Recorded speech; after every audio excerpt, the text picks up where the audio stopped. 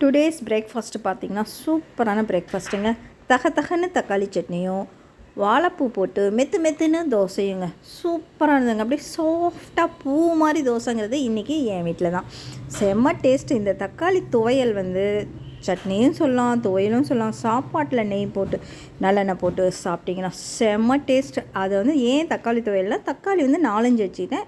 ஒரே ஒரு வெங்காயம் வச்சு நான் ப்ரீஃபாக உங்களுக்கு ஒவ்வொன்றும் காமிச்சிருப்பேன். எல்லாமே வணக்கிக்கணும். அதே மாதிரி அதெல்லாம் பருப்புங்கெல்லாம் வறுத்துக்கணும். சேம் நான் செஞ்ச மாடலே செஞ்சு தாளித்து ஒரு தடவை அதை ஒரு கொதி விடணும். தக்காளி சட்னி அப்போ தான் டேஸ்ட் வரும். தாளித்து அப்படியே சாப்பிடக்கூடாது. ஒரு கொதி விடுங்க. அப்போ அப்படியே அந்த எண்ணெயும் அதெல்லாம் அப்படியே சுருண்டுட்டு செம்ம டேஸ்ட்டாக இருக்குங்க. 4 தோசை என்னங்க 8 தோசை கூட சாப்பிட்லாம். அந்த அளவுக்கு டேஸ்ட்டு. நீங்கள் செஞ்சு சாப்பிட்டு பார்த்தீங்கன்னா உங்களுக்கு தெரியும். இதில் இன்னொரு விஷயம் என்னென்னா, உடம்புக்கு நல்லது வாழைப்பூங்கிறது தெரியும். வாழைப்பூ நீங்கள் ஒரு தோசை பார்த்திங்கன்னா அப்படியே பூ மாதிரி தூவி விட்டு செஞ்சுருப்பேன். ஓகே, அந்த மாதிரியும் செய்யலாம். குழந்தைங்க எடுத்து போடக்கூடாது அப்படின்னு நினச்சிங்கன்னா அந்த வாழைப்பூவில் கொஞ்சம் மஞ்சத்தூள் போட்டு அப்படியே ஒரு எண்ணெயில் வணக்கினாலும் சரி, இல்லை தோசைக்கல்ல வணக்கி அதை அப்படியே எடுத்து மாவில் கலந்து விட்டுக்குங்க. கொஞ்சம் லைட்டாக உப்பு போட்டு கலந்து விட்டுட்டு தோசை போட்டிங்கன்னா மெத்துன்னு தோசைங்க. அப்படியே பூ மாதிரி தோசை பிச்சு சாப்பிட்டிங்கன்னா போயிட்டே இருக்கும். அந்த தக்காளி துவையல் செம்ம டேஸ்ட்டுங்க. நான் இந்த மாதிரி செஞ்சுருக்கேன். நீங்களும் செஞ்சு சாப்பிட்டு பார்த்து எப்படி இருக்குன்னு எனக்கு கமெண்ட் பண்ணுங்கள். அப்புறம் லஞ்சுக்கு பார்த்திங்கன்னா சூப்பராக இன்றைக்கி ஒரு பண்ணேன். ஐயராத்து மாமி என் வீட்டுக்கு வந்திருந்தாங்க. இன்றைக்கி அவங்க சொல்லி கொடுத்த மாதிரியே நான் செஞ்சேன்.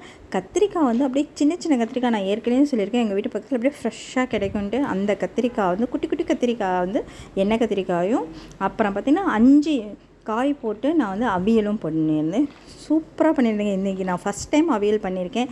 அதே மாதிரி அவங்க எப்படியெல்லாம் சொன்னாங்களோ அதே மாதிரி பண்ணேன். செம்ம அல்டிமேட் டேஸ்ட்டு. தேங்காய் எண்ணெயில் எல்லாருமே தாளித்து செய்வாங்க. நான் தாளிக்காமல் செஞ்சு வெறும் கருவேப்பிலை போட்டு தான் தாளித்தேன். அந்த வீடியோவை நான் நெக்ஸ்ட்டு ஷார்ட்டில் போடுறேன், பாருங்கள். கண்டிப்பாக அந்த மாதிரி செஞ்சு சாப்பிடுங்க. செம்ம டேஸ்ட். சாப்பாடு எவ்வளோ சாப்பாடு உள்ளே போகுதுன்னே தெரியல, அந்தளவுக்கு இருந்தது. இந்த தோசையும் தக்காளி துவையலும் கண்டிப்பாக ட்ரை பண்ணுங்கள். வாழைப்பூ இல்லைனாலும் பரவாயில்ல, இந்த மாதிரி ஆர்டினரி தோசையாவது போட்டு இந்த தக்காளி துவையலோடு சாப்பிடுங்க. செம்ம டேஸ்ட்டு. இதை கண்டிப்பாக ட்ரை பண்ணிவிட்டு எனக்கு கமெண்ட் பண்ணுங்கள். லஞ்ச் வீடியோவை நான் இன்னொரு ஷார்ட்ஸில் போடுறேன். தக்காளி துவையலுக்கு வறுத்துக்கணும். உளுத்தம்பருப்பு, கடலைப்பருப்பு, பெருங்காயம், வரமிளகாய், கொஞ்சம் கொத்தமல்லி இதெல்லாம் வறுத்துக்குங்க. அவ்வளோதான். கொத்தமல்லி கொஞ்சமாக வைங்க, சும்மா ஒரு 1/4 டீஸ்பூன் வைங்க. வறுத்துக்குங்க. வறுத்துட்டு அப்புறமா நான் சொன்ன மாதிரியே செய்யுங்க. சூப்பராக இருக்கும். வேறு எதுவுமே இல்லை.